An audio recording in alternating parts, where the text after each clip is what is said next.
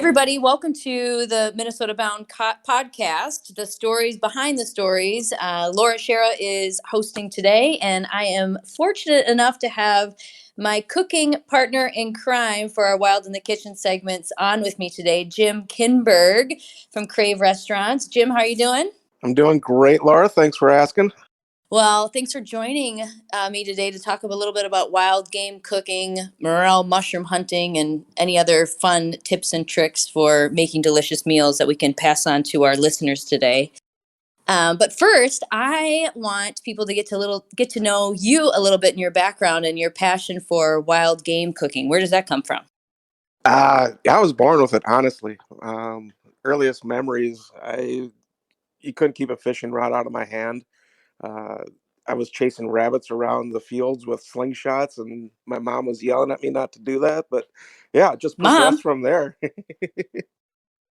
awesome. And, a lot of people may not know that you are an avid outdoorsman yourself. You're not just an amazing culinary chef. You live and breathe the outdoor lifestyle as well. Yeah, I need the outdoors in my life. That's what keeps me balanced. I spend so much time in hot, kitchens, and that's what keeps me balanced is getting out and getting some fresh air and chasing some fish around, chasing some birds around, and I love it. I know a lot of people don't understand the intensity of being an executive chef. That's like a really intense job a lot of the times, not just some of the times. Yes? It it can be, yeah. It's you got to be good at juggling. There's so many different variables that can you can encounter on any given day. So you got to love the good challenge and you got to embrace it and yeah, just take what it gives you. I love it because you stay so active. I mean, it's you never know what you're going to walk into any day, any given day in a kitchen. So it definitely presents that challenge. That's true. And you're not just in charge of all the culinary menu items for just one restaurant. How many restaurants do you run as far as their culinary menus? We have 12 Crave locations, plus we've got Union, we've got Brits, we've got Burger. We've got a couple of event centers, and I'm sure I'm missing a few, but yeah, it's pretty respectable list. It is a respectable list. So let's go back to your personal passion and wild game cooking. But what is your favorite wild game to cook? I don't even know the answer to this question. what Whatever I have available, it's just um, I really my favorite thing to hunt would probably be grouse, just because that to me presents the biggest challenge, especially early season when the woods are so thick. Hmm. And the meat is so darn good. It's so clean, and it's you don't have to do much to it at all to make it taste delicious. But that's kind of what I really love about wild game cooking is just knowing the nuances of all the different critters that we harvest and how to make them each one of them delicious because they all have their little nuances, their characteristics, and a lot of times it's not drowning them in heavy seasonings and marinades. It's more about the cooking techniques. That is so true. So let's talk about that for a minute. So, a lot of times as hunters and with either bird hunting or if you're deer hunting, etc., the only really tip you constantly hear is just don't overcook it.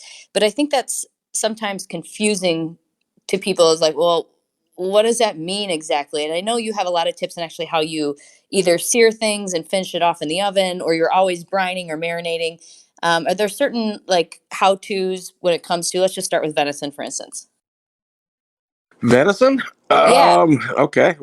Give me a cut. Give me a particular cut that Oh, you would like some let's recommendations okay. on. Let's try a venison roast. A roast. So that's probably coming off the hindquarters, off the Yes. legs, upper legs, getting into that sirloin. If I wanted to do a whole roast, um, you're talking maybe 2 to 3 pounds on average. Okay, so say our venison roast is 2 to 3 pounds. I think a lot of people know how to do the back straps because that's like the best Yeah. part of the venison and it's like juicy and great. But when it comes to other parts of, the deer per se, it gets a little bit more challenging. So the roast, for instance, what are you doing with that? Oh, that's a great question. Roast, I'll stick to the salt and pepper principle. So we're not going to go into the heavy marinades, heavy seasonings. I stick to the salt and pepper. I want to sear it in a nice cast iron pan to begin with, get it brown on all sides, and then I put it into the roasting pan. So what I really love to do is have a little roasting rack. That's a little grate that you can elevate the meat so it's not sitting directly on the bottom of the pan. Oh, And then you surround it with nice vegetables, and you can actually give those a little sear too, bring out that caramelization, the flavor, and then add a little liquid, whether that's a beef stock, a veal stock, a little red wine. Put a little liquid into that pan. So we got it. basically have a seared and seasoned chunk of meat sitting elevated in a roasting pan, surrounded by caramelized vegetables, little liquid in the bottom. That's when you introduce it into the oven, and I like to go low and slow. So we're talking, if you've got the time, if you've got the patience, 250 degrees and let it go. And you want to get that internal temperature like 125 to 130 degrees. Let it rest in there in that nice warm environment. And then the last second, remove that foil, blast the heat, and then you're going to get that, nice crust, the char on there. And it's absolutely delicious. But then, too, when you remove it out of the oven, let it rest, let it soak up those juices again before you go to slicing it. I know I've had some really great roasting recipes where it's turned out great, and I've had some disasters too. I'm going to be honest. Yeah. There's been times where it's like a brick when it comes out of the oven. Yeah. So I think you just have to be willing to practice. Don't you think that's part of it? Practice and patience. I mean, every time I just want to, bump that heat up to speed up the cooking process. And that's when you start drying out that meat. It likes that consistent environment where it just, allows those, muscles to kind of break down and relax and still maintain, all the juiciness, the liquid, the moisture. I love it. So, do you have any? Are there any tips on for hunters with deer hunting, specifically when they're butchering the deer, as far as getting the gaminess taste out of it? You hear a lot of different philosophies on that as well. Do you have any suggestions on that? Yeah, I do. And this is, based on my experience and what I've found out through trial and error. The first, point I'm going to stress is, the clean harvest, putting a good shot on that animal. Um, they do, if you got to chase them down and you're putting multiple rounds into them or multiple arrows into them, they tend to fill up with adrenaline, and that just kind of locks up that muscle. And that really does create a Ruin it. challenge. Yeah, when preparing a nice tender, juicy steak or roast. So if that does happen, please still do harvest that animal, get it processed. But those are the ones that I like to turn into sausage and jerky and those other things that are more responsive, or you can mask those things a little bit better. But Exactly. as far as the actual processing of the deer, if you're fortunate enough where the weather temperature is cold enough and you've put a good kill shot on that animal, let it hang for at least 2 3 days. I mean, that aging process with the skin, the hide on there, really does help to tenderize and bring out the flavor of that meat a lot better. Interesting. Now, what does the temperature need to be to have that be a safe environment? Uh, Under 35 degrees, under 40 degrees max is what I like to do, but from 40 to like 30 is the range that is ideal for aging that meat. Yeah, that makes sense. If it's any hotter than that, you're just asking for problems. Yeah, and that hide, yeah, true. And that hide does insulate the meat too quite a bit. So if you do get down into the lower 20s, you'd be surprised how long it takes for that meat to actually freeze up. Once it's frozen, you're not going to get much aging on it. Um, but the longer you can let it hang in that environment, the better. I would say at least up to a week. I've never Wow. gone longer than that, but I mean it's completely safe if you've got that animal out, rinsed out the carcass, the temperature is cooperating, and I've let them hang in my garage for close to a week, and they're absolutely delicious. It's amazing how much that changes the character of the meat and the depth and the richness you get out of it. Interesting. I did not know that. That's very cool. I hear a lot about brining, and we talk about that a lot when we do our cooking segments for Minnesota Bound, and that we do a lot of brining of course, birds. But I've also heard people are brining venison as well, or you don't really have to brine elk as much. I don't find, but sometimes venison. Do you suggest that, or do you just prefer to leave it alone? I don't discourage it. I don't think it's necessary at all times, but it you do get some flavor from brining, so that's why I would encourage the brining process. There's salt, there's sugar, there's spices in there. That's going to bring out flavors in the meat, but it does change the texture a little bit. So if you're a purist and you like that, all natural meat, it is going to change the texture just a little bit. But the benefit is it's going to retain more moisture. So for those two reasons, the little bit more flavor and a little bit more moisture, I would never discourage that. Okay. And someone gave me a tip on the street once that I should try brining in red wine.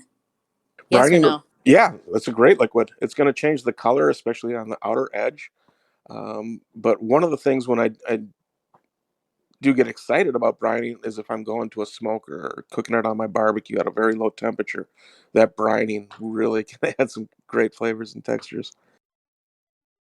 I love it. All right, that's gonna be my next try is the red wine marinade. There you go.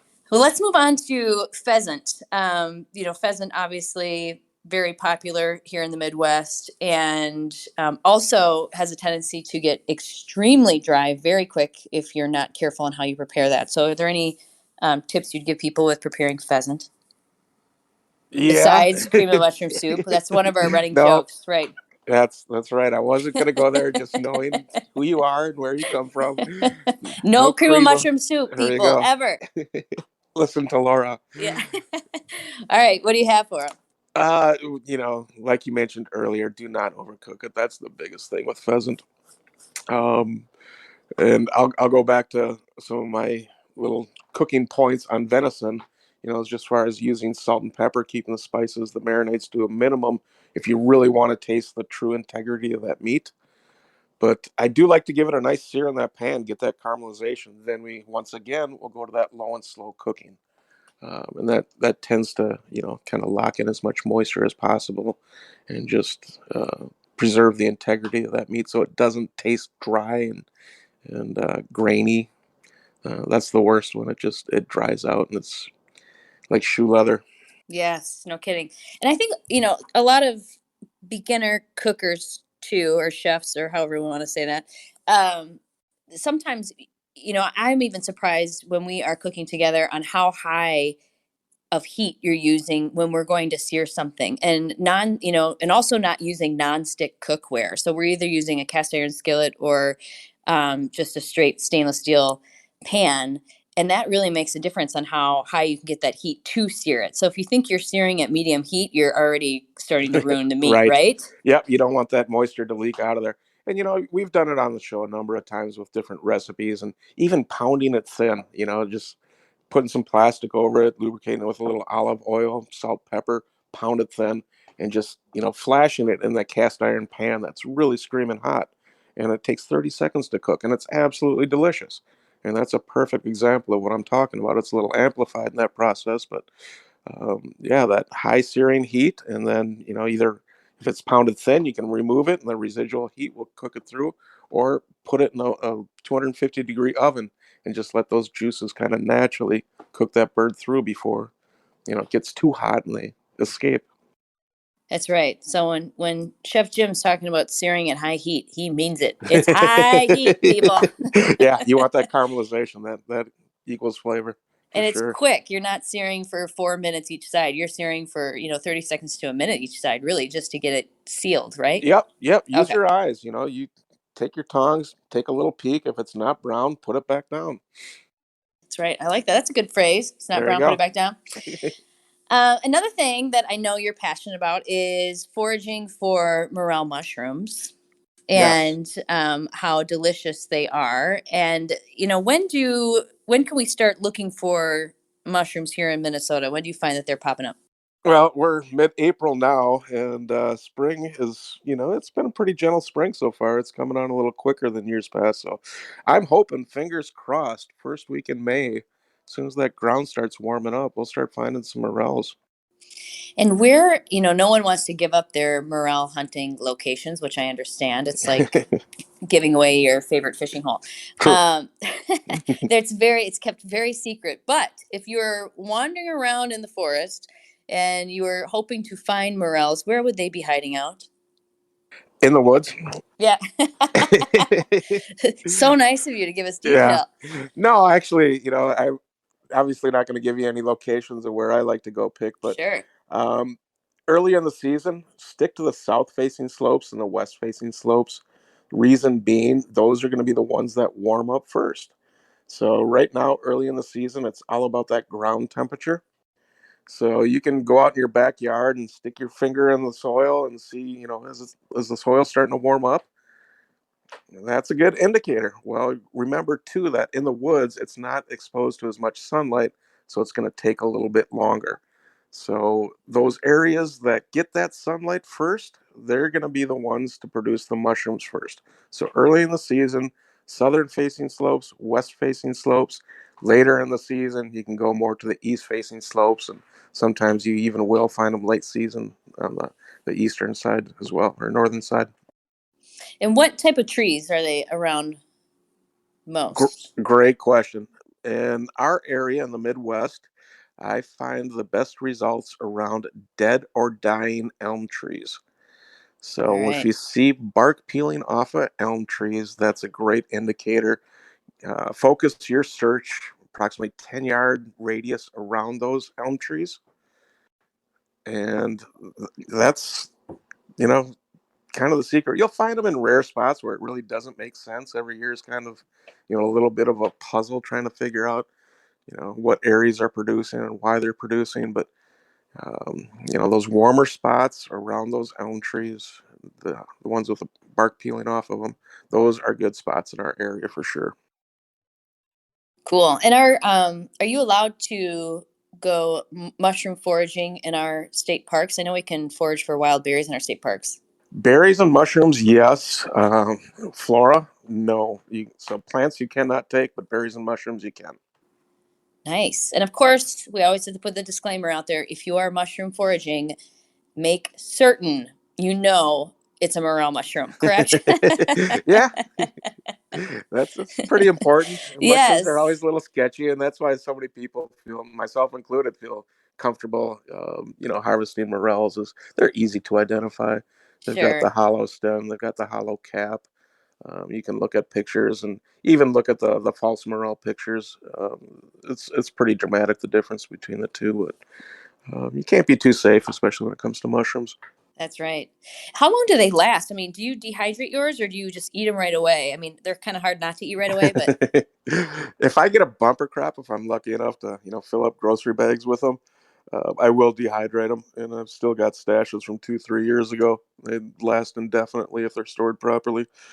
But I put them in a grocery bag or paper bag, and I'll keep them in the fridge, in the produce drawer, my refrigerator. And if they're harvested in a nice dry environment, if they're not wet, if it hasn't been raining when I pick them, I get a week, 10 days, no problem. If I'm picking them and it's really damp in the woods and it's been raining recently, 3 to 4 days. They go quick when they're harvested moist. I bet they do. Yeah. All And right, we're gonna. Oh, sorry, as go ahead. far as dehydrating, if you are fortunate enough to have a dehydrator, just cut them in half. I like to rinse them off, get the bugs and the sand and the debris off of them, cut them in half, layer them in your dehydrator, put them on a lower setting, and overnight they're usually dehydrated just fine. If you are not fortunate enough to have a dehydrator, I have used screens from my windows and elevated that on like milk crates and put a fan, like a box fan, on one side and just blowing air across them, and they'll Wow. dehydrate in a day or two. Yeah. So you don't have to invest the $100 in a fancy dehydrator if you don't want to. There's ways to do it. Well, that's inventive. Yeah. My goodness. Take a couple of your screens, throw a fan on it, you're ready. Yeah. That's one of my first dehydrators was a screen from a sliding glass door. So we could load that up with 100 200 mushrooms, and they'd be dehydrated the next day. Well, if you're collecting 100 to 200 morel mushrooms, now I know why you're not giving up your location. Those are good years. Yeah. Yes, apparently. Apparently. All right. Well, I know you're a salt and pepper guy, and I actually just shot a video for Minnesota Bound for their social media on now's a great time to clean out your spice cabinet and your spice drawer because all of us have spices in there that are way over expired. And I was told that spices expire about after a year. Is that true? Approximately? Approximately, yeah. I've got spices that I've had in my cupboard over a year, and they just lose their potency. And you buy new ones, then you remember why you should have probably thrown Yes. that spice jar away because you get so much robust flavor off the spices that are fresh. It's amazing. It's so true. And I don't think people realize how bland they can get after a year and they just keep them in there thinking they're getting the same quality, which you're not. But I was going to ask you, besides salt and pepper, what are your three go to spices in your cabinet In my cabinet, oh my gosh. or spice drawer or whatever you use? No, I've got a spice cabinet. There's a lot of it. Blackened seasoning is one. I love that. That's profile flavor. It's got some heat to it, but it's not overwhelming. And it's, usually most of the blackened spice that I do purchase, like Penzeys is a great example. I think it's got like 9 different ingredients in it. It's black pepper, it's white pepper, it's garlic salt, it's onion salt. Um, there's some fresh herbs or some dried herbs in there. There's usually like thyme and blanking out on what the other ingredients are, but it's got a nice depth of flavor. It's got a nice balance of flavor, and it adds to whatever you're cooking with it. But if it's used properly, it doesn't overwhelm it. You just get that nice little crust to it. Okay. Sounds Um, good. and I'm a heat guy too, so I do like a little bit of spice. I don't like to sweat and cry and uh, make it that hot, but I think that kind of brings out the flavor profile that I enjoy. Actually, let me open my cupboard right now and see what's in front. So yeah, there you go, Cajun spice right in front. I've got porcini powder, which is kind of fun, and some morel powder. I've Oh, got I some have that dried. too. Nice. I've got some dried herbs from the garden from last year. So I've got some thyme. I've got some parsley. I've got some oregano, and I kind of use that in conjunction as an Italian spice blend. Um, Okay. Fennel pollen. That's a fun one, especially with wild game. It's very aromatic. That works really well. And chili peppers too. I've got a ton of different chili peppers, so I like playing around with those. I bet you could get lost in that spice cabinet for about 4 days, Jim. There's probably so many in there. Well, it's kind of funny because I just cleaned it out a little over a week ago. I've been going through just about every room in my house, and the kitchen was a week one project, so it's fun to go back in there and see that it's actually still organized and everything's where I want it to be. So hopefully it'll stay that way for a little while. Yes, I know. Now is the time in our quarantine days here to get those little projects done around the house. Yeah. So the kitchen was first, the garage was second, the home office was probably third. Yeah. So we're knocking out the projects for sure. My goodness. Well, where can our listeners find you after we're all released from our houses and we can go back to dining out, etc.? If they wanted to, happen to say hi to you at one of your restaurants, or typically where are you at? Typically, where I'm at is downtown Minneapolis. So we've got 3 locations. We've got Union Restaurant, we've got Crave, and we've got Brits. So that's kind of my hot spot. Those are all high volume stores, lots of employees, lots of menu items. So that's where I like to focus my energy is downtown Minneapolis at one of those 3 locations. Very cool. And of course, we just had the Minnesota Bound Wild Game Dinner right before the lockdown happened, Yes, we did. which was a huge success. And everything that you created was so delicious. And listeners, if you haven't attended our Minnesota Bound Wild Game Dinner, you're first missing out. So next year, make sure you join the party because Jim does the menu and it's five, I think we do 5 courses, right? Yep, plus hors d'oeuvres, appetizers. Yeah, and there's a wine pairing with each wild game course. And this year we had some really unique things, such venison tongue tacos. Yeah, I, those are I kn- delicious. People were talking about that a lot. And then, of course, we had a nice big elk tenderloin. And what else was on the menu this year? We had the Himpura crusted walleye. That's right. We had the elk. What did we have? Oh, dessert was kind of fun. We did a creme brulee that was flavored with chaga, a mushroom, and honeycap mushrooms as well. And that was really good. Those honeycap mushrooms kind of have that maple flavor, if you remember. Yes, that was And delicious. we served that with a wild rice biscotti and what was it, blueberry compote. That was really Yes. fun. I just think And it's such a unique way to try wild game in prepared in a way that just your average person is not preparing wild game, of course, like you do with your skill level. And so it's such a unique experience for people to come in and try all the deliciousness that you create in the kitchen. It's like magic in the kitchen. I appreciate that. But yeah, you're right. It is fun to taste them, see them, experience them. When they're prepared. It takes some time. It takes some effort. But right now is a time where we have that time where we can produce that effort.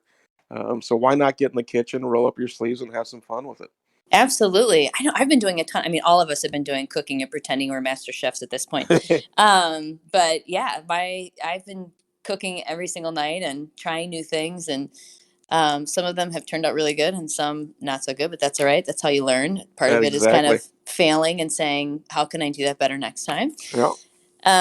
But anyway, I just wanted to say thank you for joining me today, talking about wild in the kitchen and wild game cooking and all sorts of fun other topics. And of course, our wild in the kitchen segments will get back rolling next month, hopefully. And all of our wild in the kitchen recipes can be found on mnbound.com. If you click wild in the kitchen, they're all up there of all the wild game creations that we make monthly. So, Jim, thank you so much for joining me today. I really appreciate it. And we always have so much fun cooking in the kitchen. I love that you're my partner in crime for the Wild in the Kitchen segments. It's been a lot of years. Thank you so much, Laura. No, I look forward to those segments too, and I cannot wait to get back.